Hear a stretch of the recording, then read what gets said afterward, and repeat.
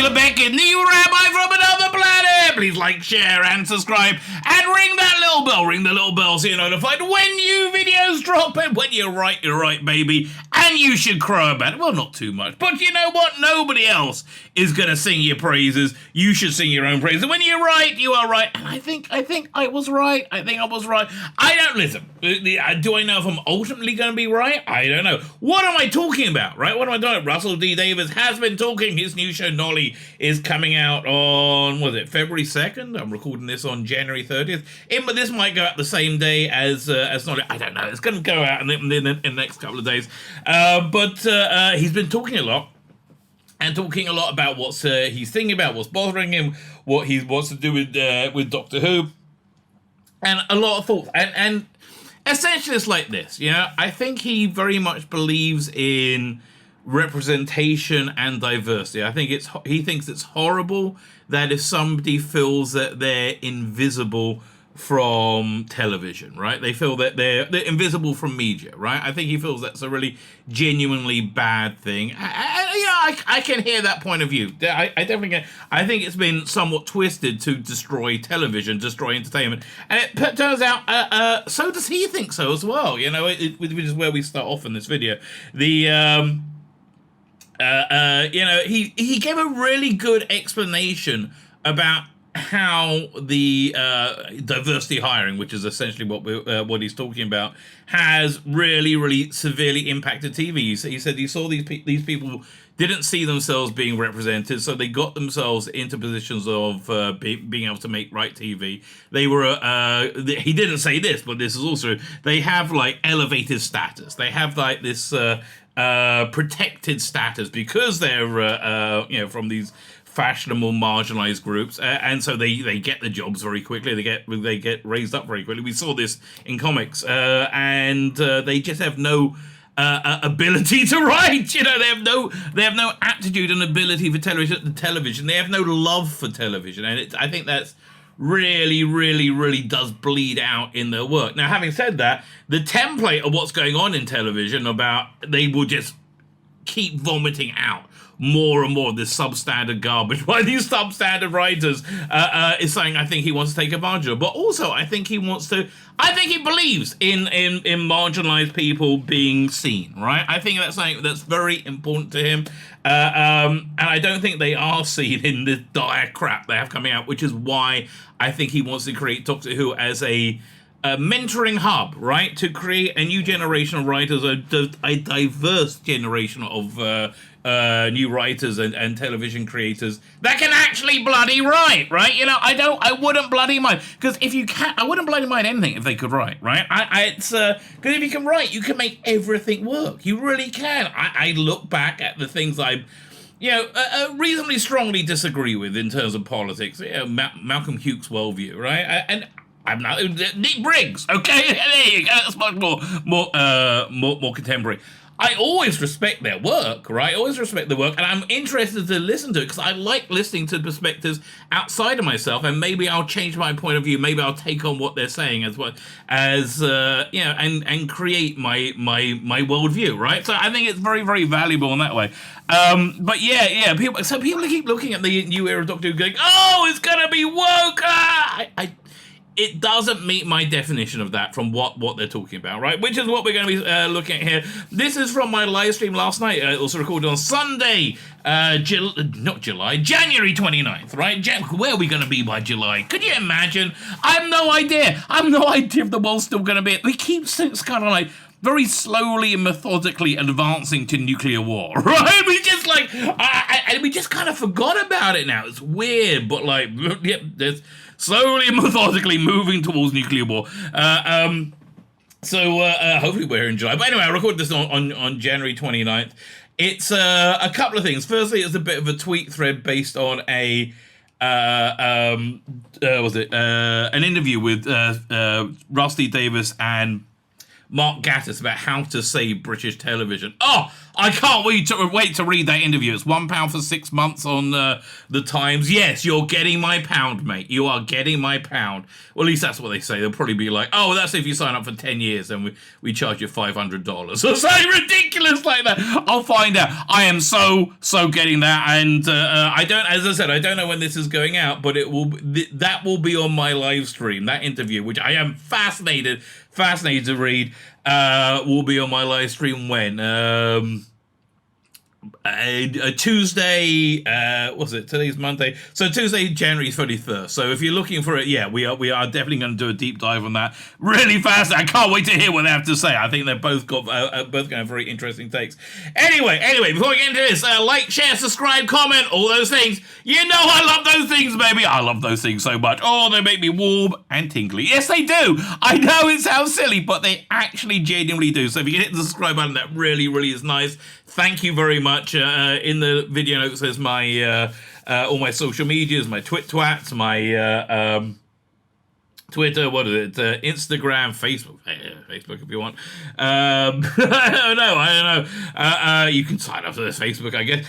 What else is there? There's Substack, right? Substack is my email newsletter. That's it. That's you get an email every day, and it's people say it's the greatest thing that happens to them every day. They open their email and light literally shines out of it, giving them a suntan. That's how radiant and wonderful my Substack is. I would recommend you subscribe to it, just so you don't miss out, right? And it's free, baby, it's free. Like, share, subscribe, comment, subscribe. Fine, covered everything. Now let me hand over to me doing somewhat of a victory lap from last night. So Russell T Davies is essentially confirming what my theory, what I've been saying all along. I hate to say it. I guess I've been right.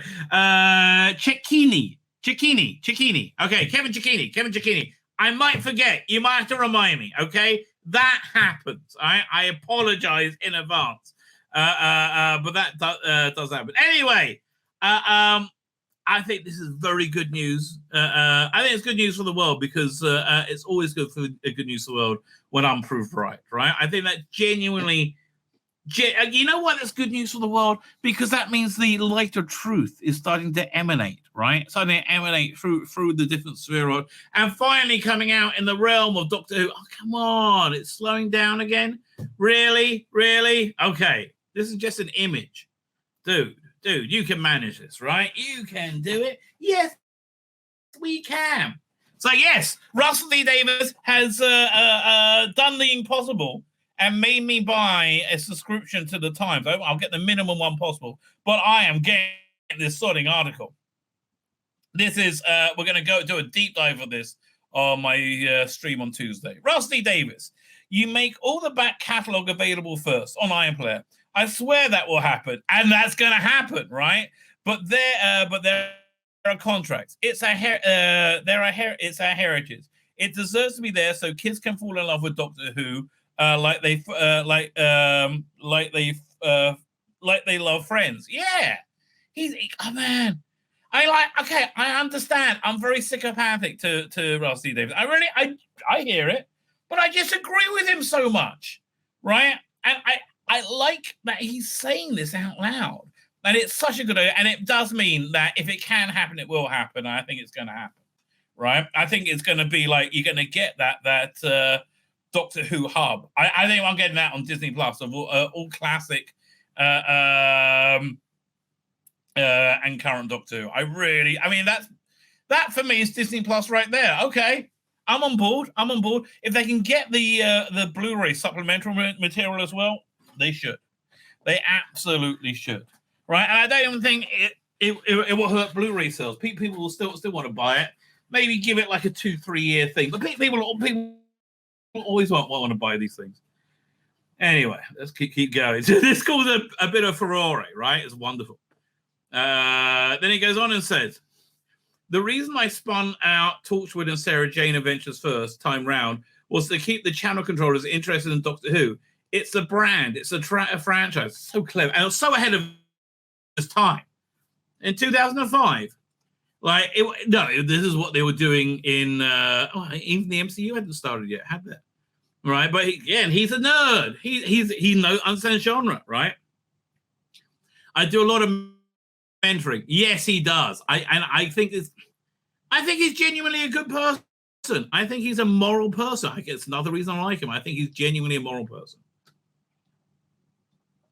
I do a lot of mentoring, and there are voices wanting to be heard of any genre and ethnicity who consider themselves invisible. They hate that the media ignores them, and they're trapped into wanting a job in a medium purely to increase their representation. This is a really piercing understanding, right? And I think this is what Rusty Davies does best. He understands things to a really, really fine level. Like I always use this as an example, but there was this I think one of the very first confidentials. He was talking about when they were making the Daleks. It might be the confidential for Dalek, right?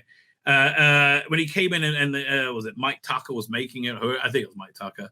And he looked at it, make the skirt an inch wider, right? That he understood it to that pinpoint level, right? Because he's very clever. That's the thing. Rusty Davies is very clever.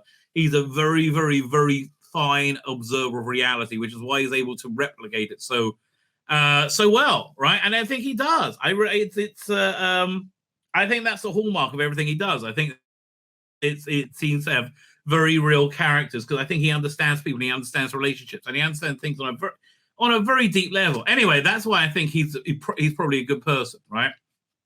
So he says this is why we have relentless shit, right? Because we have all these people forcing themselves into the industry so they could be heard, not because they could write, right? So then he goes on, I read their scripts and they're rubbish. That's true.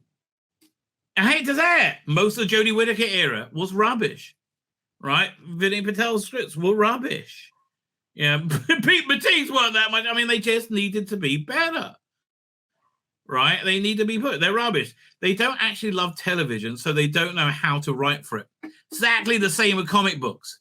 100% true, right? 100% true.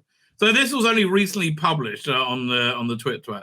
Doctor Who Production News. Very good for them. Please tell me this isn't how it comes across relayed over tweets. Yes, it is, darling. Yes, it is. That's the thing, mate. You gotta be told not everything is sunny and rosy. You gotta be told things are shit sometimes. Because things are shit, mate. Things are shit. Oh my God, that's like harsh. So somebody else. Looking at shows like Velma, I have to agree with him here. Yes. Looking at shows that you pretended were good. Like Jodie Whittaker's Doctor Who, for example. He's absolutely spot on. Yes, he is. Rusty David is savage. Just somebody laughing. I think you're savage. That's not harsh. That's degrading. You see, this guy's like, you can't attack somebody on the progressive stack, right? You can't do it. It's not allowed. And that's the problem. But I think that point of view is dying. You got to hope it's dying, right? You've got to hope it's dying because it's crazy and it's stupid. And it's slowly destroying our world, right? It is quickly destroying our world. My mistake. I didn't mean to say slowly. Fine. Let's move on. Let's move on to that GQ article. Where is it? I had it ready.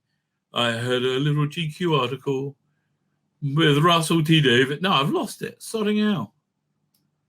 You know what I'm going to do? Here's what I'm going to do. I'm going to Google GQ Russell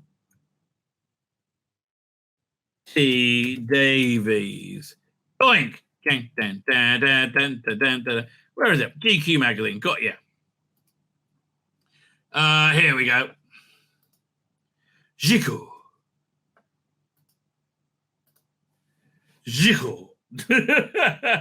Hoping Michael Straczynski will spin off as he's interested in Doctor Who. I think he's going to use it as a production hub to train new talent, right?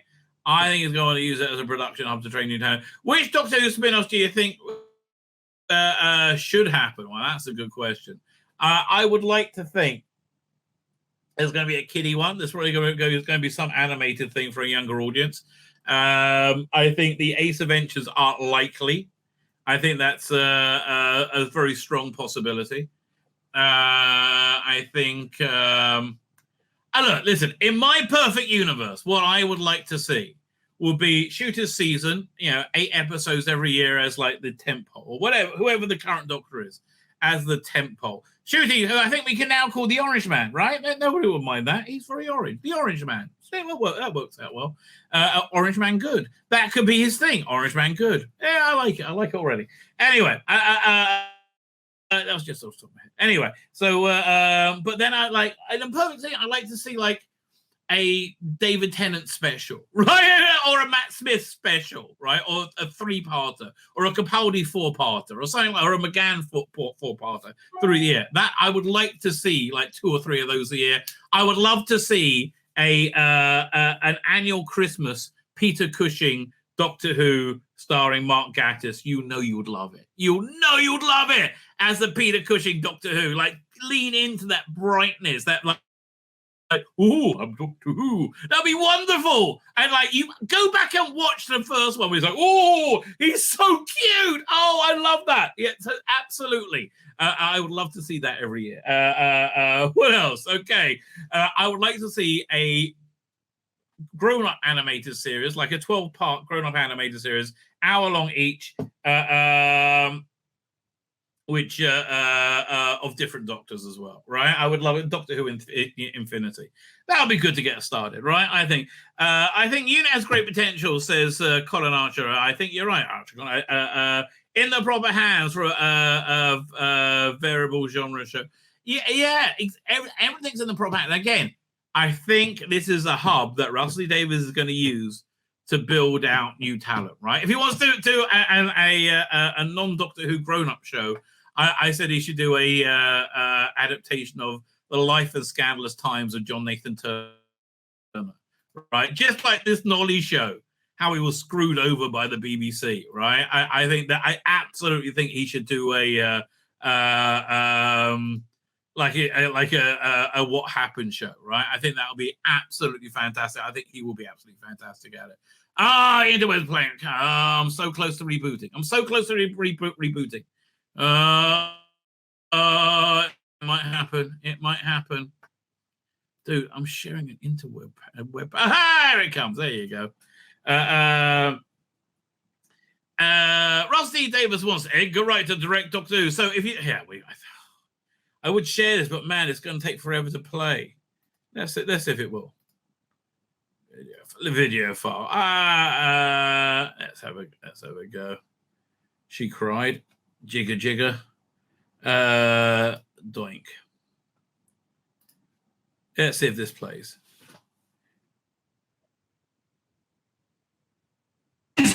Edgar Wright directing an episode or more of season 14 of Doctor Who. Well, quite probably, as it turns out, eagle-eyed Doctor Who fans, and there is only one type of Doctor Who fan. Eagle-eyed, baby! You can't hide anything from us. Eagle-eyed Doctor Who fans have found an interesting connection. Rusty Davies was out promoting his new drama opening, I think, on Thursday. Nolly.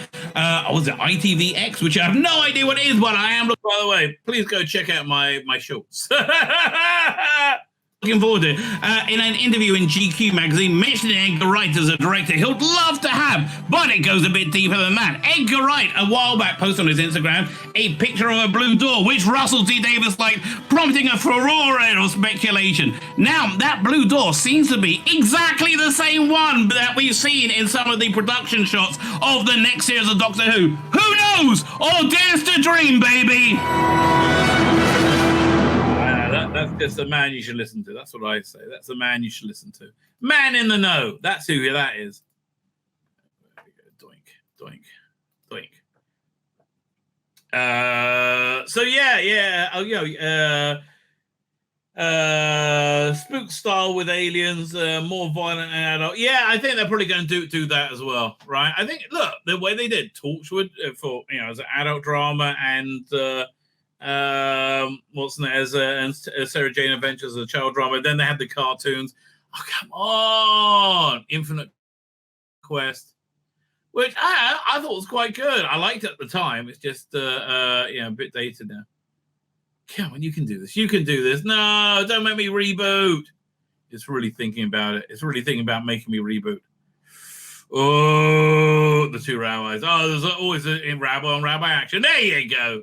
Bit of rabbi on rabbi action. Russell T. Davies wants Edgar Wright, so maybe he's already got Edgar Wright to direct Doctor Who. Here's his new period miniseries.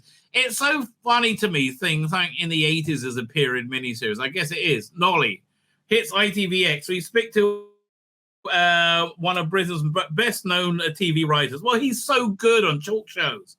Like, he's so good on Graham Norton, right? He just is a great guest. About all things soaps, his career, his hits and flops, and much anticipated return to Doctor Who. It is much anticipated. Russell Davies could have made anything in the wake of his Zygote-snatching HIV drama, It's a Sin. Yeah, I guess we could have made anything beforehand, in all fairness. But he landed quite a surprising passion project, Nolly. Another 80s period piece gurgling with social upheaval of the era. I'm really looking forward to this. I am reviewing this when it comes out. It centers around the tragic downfall of Crossroads stars Noel Gordon, once considered the epitome of TV royalty, now largely forgotten to a generation wherein soaps are no longer reign queen. Davies, a self-professed soap opera superfan, was an 18-year-old budding TV writer at the time. Well, that extra 10 years makes a difference, right? Now comes the full circle moment. After Nolly, of course, Davies will make a much-anticipated return to the sci-fi series that shot him to international fame, Doctor Who, with beloved ex-stars David Tennant and Catherine Tate, followed plus a new Doctor to follow in Sex Education, Ncuti Gatwa. Here, Davies speaks to GQ about his love of soaps, his earlier works, and all things Davies Who version 2. Yes, we want to hear all of this. We want to hear all of it, Russell, baby.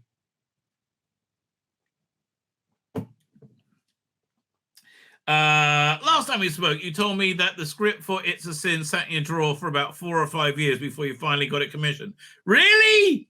That's crazy. I mean, everything's in the right time, I guess. I mean, that's really? I can't believe that. I'm surprised HBO didn't snap it up. I really am. It's a Sin. Yes. It was turned down. You've got to play a long game in this business. Wow. That's crazy. Wow. I'm stunned. Okay, honestly, that stuns me. Why? That's incredible. Was Nolly the same or a product of your success with It's a Sin? It's interesting. Nolly is something I've spoken about to friends for years and years. I've been fascinated by it since I was 18 when she was sacked when I was a student. You did a trial script for them. Then Crossroads was taken off the air 5 days later. Yeah. I mean, listen.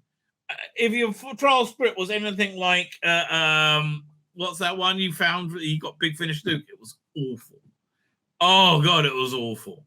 So this round, I finally got into Crossroads. It was like an act of revenge, punching the air. Finally got to do it. Writing is revenge. Discuss. It's more you think about that than the more you think about that, the more interesting it gets. See, here's the thing: what I think his work's improved with time. I mean, yes, other than his skill has improved. He's grown, he's matured, he has a more layered, interesting view of reality, right? You write Queer as Folk because you're fed up with every version of a gay man on television. You write Doctor Who because you think it's never been done properly. And now you're doing Nolly because you want to bring a bit of class back to old soaps. Is it revenge? You think Doctor Who's never been done properly? Really? That's interesting. Even like the Tom Baker years. Where we are. Maybe. What I was getting at is, did you write it before or after it's in? No, I didn't have anything written before. And then lockdown came and it was very much a writer's life for me. Just sitting at home on my own, it wasn't particularly different. So I kept working on it, on like I always had. Let's be honest. Not only is an unusual idea to get commissioned. How is it? How is whatever you write not instantly commissioned? In my fantasy world, that's how things just should be, right? I mean, like, really? I'm shocked by this, right? I'm genuine. I'm like, how right do you have to be proven? All the by the way, another thing about this Sabbath, I was in synagogue, right, and then that big Pfizer expose come out where they said, oh yeah, we're totally doing the what's the word, doing change of function to COVID to make more vaccines, like admitted to everything, right? So the by me, like in my local town, is a very famous local politician whose whole platform was like, don't force people to get vaccines, right? And everyone was at the time was like, oh, you arsehole, oh, why you call it? And now I was like, I wanted to say to him, anything else you've been proved right about today? By the way, this is not medical advice. Absolutely. If you want my thoughts on the vaccine now, on COVID and vaccines now, this is what I suspect, in my uneducated opinion, that the vaccine, yes, is absolutely efficacious. It works. I think the universal application of it was a huge mistake because it amplified the instances of negative side effects. It amplified it massively, right? If the vaccine was given judiciously to those who needed it, those who are, and then the primary treatment was either Mactin or monoclonal antibodies, right? Initially treat people rather than vaccinate. I think everything would have been much better, right? I think everything would have been much better, and I think that's basically what the data is showing now. But anyway, I don't know. Look, listen, I'm not. I don't know anything about medical. I just know. Everything is about a hunch, right? Yeah, everything's about like, oh, do I think, like because they're saying you shouldn't talk about this, it must be that. The knee-jerk reaction is a mistake, right? Yeah, Tim Paul was talking about that, and I do think he's right. Anyway, back to Rusty Davies. Where are we up to? Nolly. Much more interesting. Yeah, he mentioned COVID, that's why. Where are we up to? And let's be honest, not as an unusual idea to get commissioned. It's a Sin was so successful. It's one of those rare moments in your life where you stand a chance of getting things made. I can't believe, like, man, as far as I know, you've just had one kind of flop, which was like, was it cucumber tofu, whatever it's called? All right, I mean, like, yeah, look, you had that soap you're on your way up with, but I don't know, ever since it's Queer as Folk, I think. Pretty much. I mean, I guess you had Mine or Mine didn't really work either. I don't know. You just seem like somebody who should be commissioned. It's like sight unseen. But yeah, such a conveyor belt of hits. They're not though. Years and Years died a death. Well, Years and Years wasn't great. I'm sorry. I think it's one of your weakest works, right? It won awards. No, yes, it didn't win any awards. It wasn't nominated for any awards. It wasn't nominated for a single BAFTA. Go and check. Wow. Okay. Maybe I'm rejecting my own experience, but I recall everybody watching the show when it aired. Right? Well, me too. It wasn't even nominated for the NTA awards for best drama, best new drama. Never mind best drama. It wasn't on the long list. Wow. So we asked, and they said, we're really sorry, but we got a threshold for viewing figures, and if you fall underneath it. Oh, man, I had no idea. Again, go woke, go broke, baby. That's what it is. That was your most woke thing. Go woke, go broke. That was it. I think you've learned from that, though, right? Definitely, from what we read before. Children not nominated for anything. I think it won something in France. Was it? We went under 1 million viewers on that show. Man, it was phenomenally unsuccessful. Genuinely not nominated for anything ever. Go woke, go broke. It's a thing, right? It's totally a thing.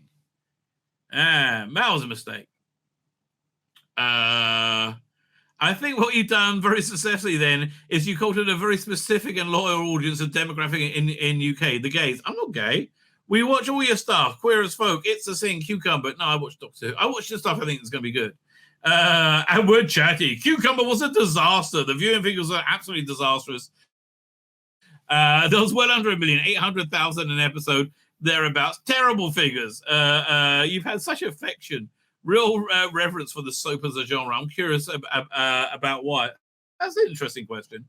Yeah, Mark Gatiss wanted to have Doctor Who be like 30, 40 episodes a year and have it be like a soap, like be like literally every week. That was his idea back in 97, 98. So he might have changed since then. We're up to.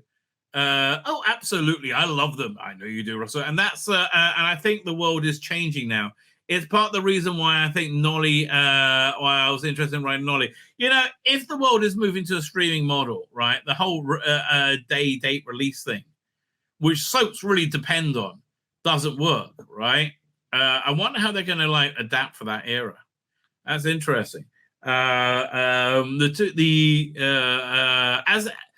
they say in episode 2, the events of her sacking are 6 months after Who Shot JR.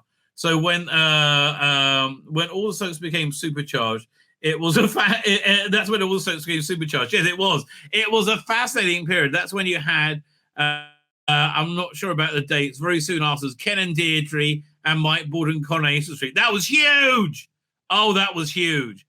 Then we started talking front page headlines. That lasted about 20 years. It's gone now. The decline of soap is equally fascinating.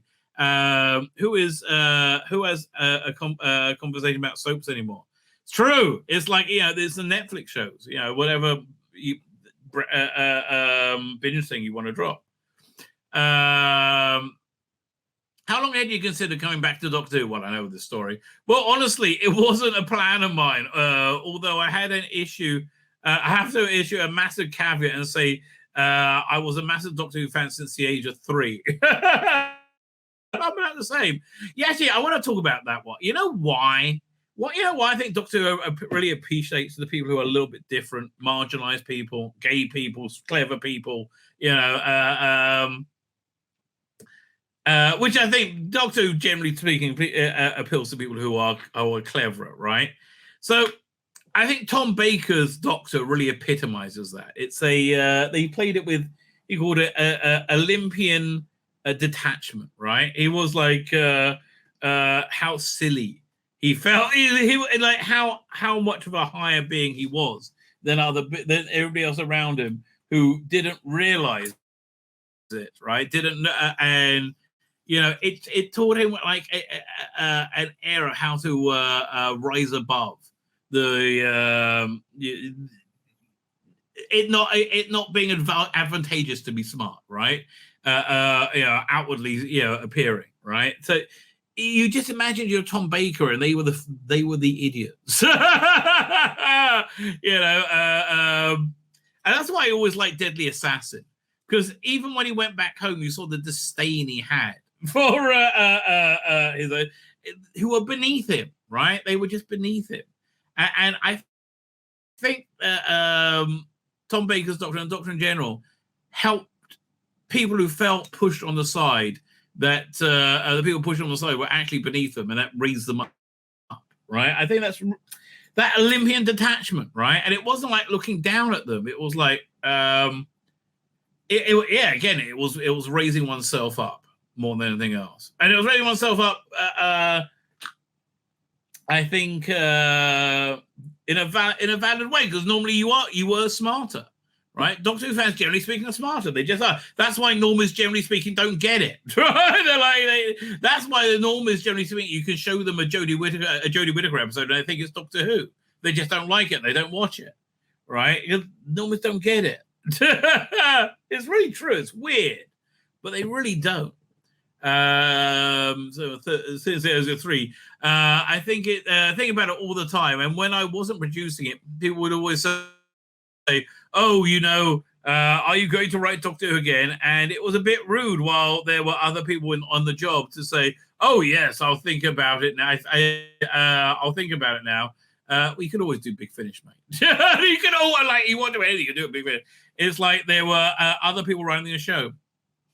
Remind me then, for my benefit, why did you leave in the first place? Other things to write? Yeah, honestly, I think they've reached a natural conclusion, right? And the handover to Stephen Moffat and Matt Smith was just glorious, right? It was absolutely glorious. It went from a high to a high, but it felt like that the Tennant years had basically run out of steam by that point. I think Rusty Davies also did. I think the strain was really obvious in what was it when they got the Shadow Proclamation, and it's like, oh, that was it. That was the end of time, wasn't it? And it's just a bit naff, right? It's like an empty hotel. It wasn't that impressive. What episode was that? Let me just look it up.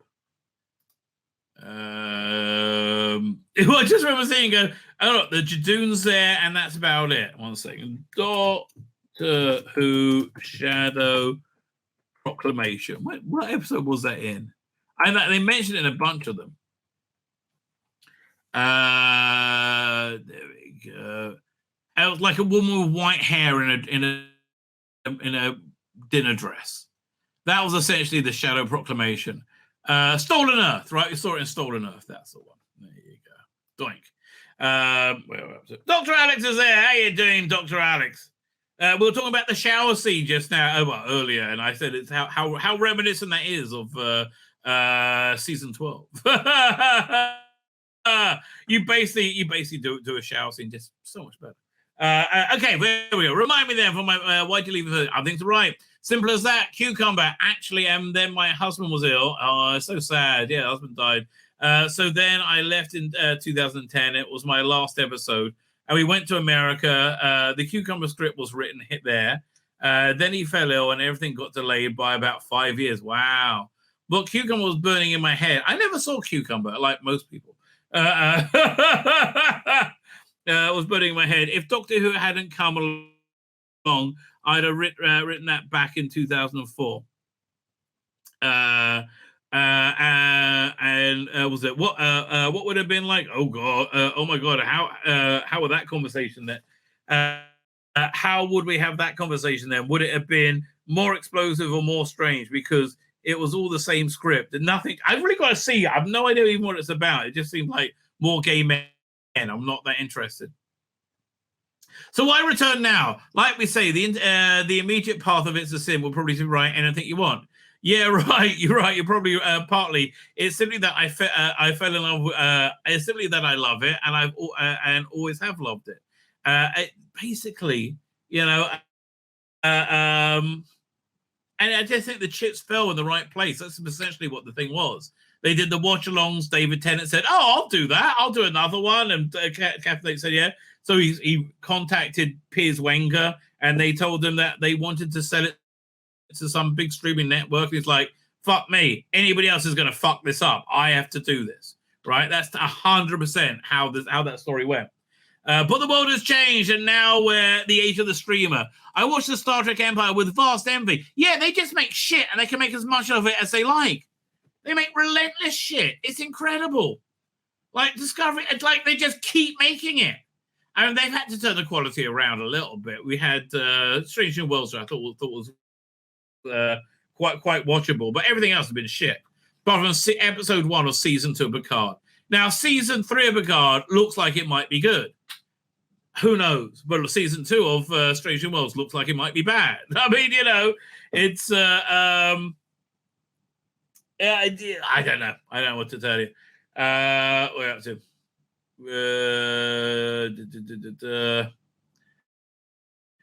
I watched the Star Trek with vast envy. The way that's turned itself from an old archive show into something fantastic. The cast is so progressive. Why is that a good thing? So good, so beautiful. Listen, mate, I appreciate that Dr. Gay, whatever his name is, gives you a hard one, right? I think the cat just knocked a ball down the stairs. I appreciate Dr. Gay in Star Trek Discovery. You think is dishing, right?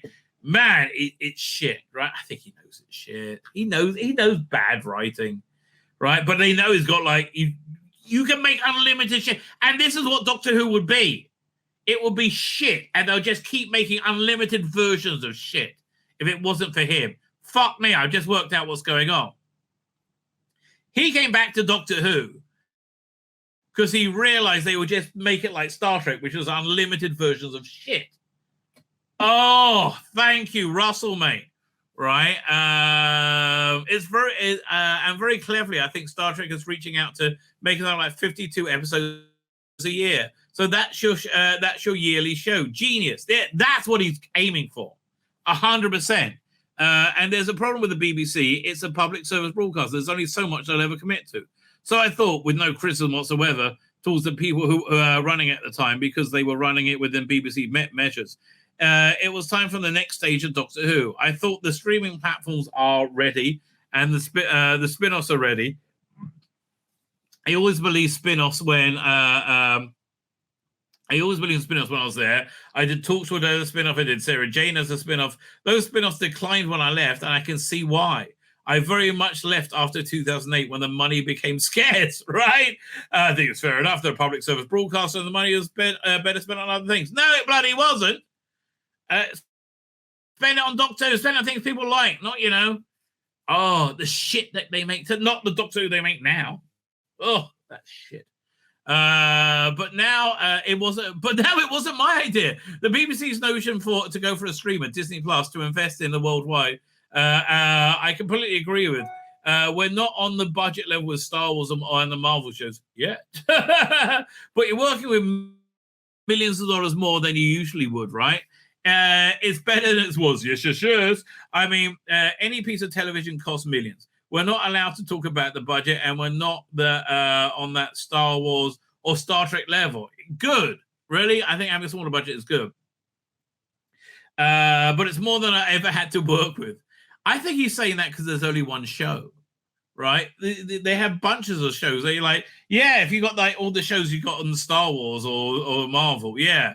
But I don't know. I don't think they're putting as much money into it as like Andor, for example. There were reports you can put $10 million an episode. Honestly, read my column in Doctor Who magazine. As the executive producer, Train Tranter tried to very clearly say, it's not 10 million in episodes. It's absolutely not. I wish it was. It'll make my life easier. But it's we're very clever at spending money. I think Doctor Who has learned more tricks over the years than any other show. Well, this is the Bad Wolf Doctor Who. This is the Jane Tranter and who's the other one? Julie Gardner Doctor Who, right?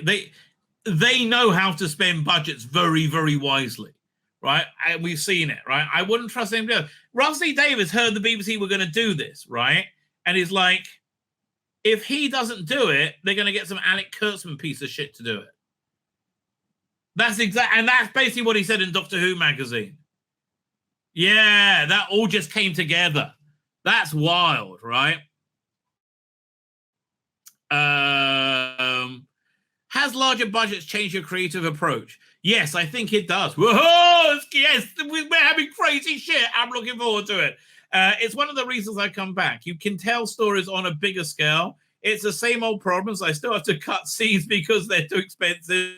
And I still have to reduce the number of monsters and things like that. But my imagination feels more free. A lot more free, actually. It's just a joy to write. I'm really proud of it. Oh my God, there are some episodes coming up. Oh, David, stop being a prick tease, baby. I can't wait.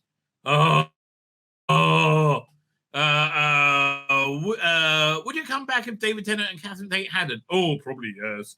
I mean, they just added delight. Their willingness to do it was just part of the story, right? As was part of the reason I picked up in the first place. They said, wouldn't it be a laugh to do something for the 60th? So I went to the BBC, not knowing they were getting ready to make Doctor Who bigger anyway. So it's like I walked into a trap. It's a trap! Indeed. Last. No, everything coincided and the time was right. Last night we had Shooty Gatwa's first read-through and he's so unbelievably stunning. I really think he's going to be.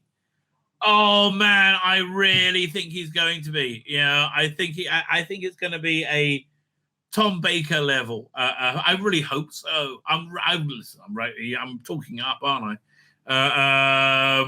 I think it's going to be great though. Unbelievably stunning. I can't wait for you to see him. I can't wait to fucking see him. Right? He just lifts your hair off your head. He's beautiful. Listen, mate. I do get the feeling that Shooty Gatwa being spankable for Rusty Davies is a major factor, right? The spank factor is big. Shooty, you're going to have to show your abs. Okay, Brussels, that's just the way it is. He's absolutely beautiful in every sense. So exciting, Rusty. This is Adric all over again, mate. Oh my God, Adric, if you didn't know, was John Nathan Turner's masturbatory fantasy, right? 100%, right? But I've David and Catherine doing 3 hours as well as an extra night. It's a big party. You're going to love it. Hey, baby, there's a party happening and I'm coming. It's in your mouth.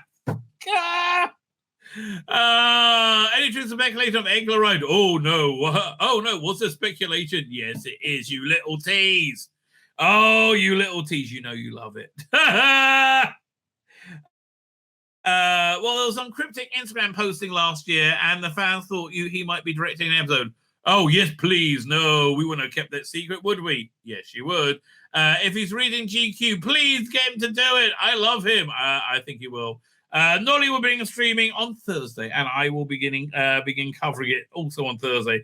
Yes, indeed, Rusty Davies. I am very, very psyched for your future Doctor Who. My name's Tzvi Lebetkin, the Rabbi from another planet. Please like, share, and subscribe, and ring that little bell. Ring the little bell so you are notified when new videos drop.